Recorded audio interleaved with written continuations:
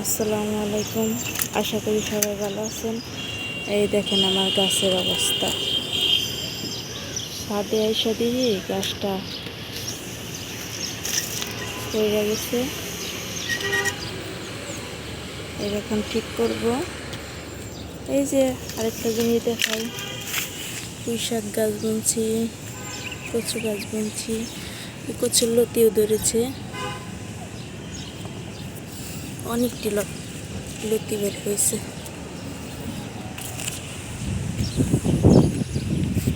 এই জায়গায় মরিচ গাছ বুনছি,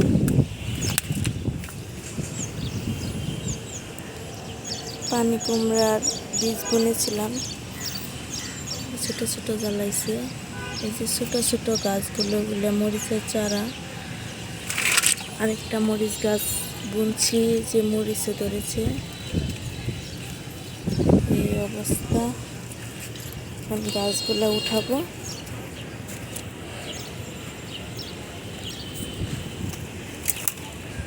দেখেন বেগুন গাছও বুনছি, বেগুনও ধরছে, দেখা যায় কিনা দেখি নে।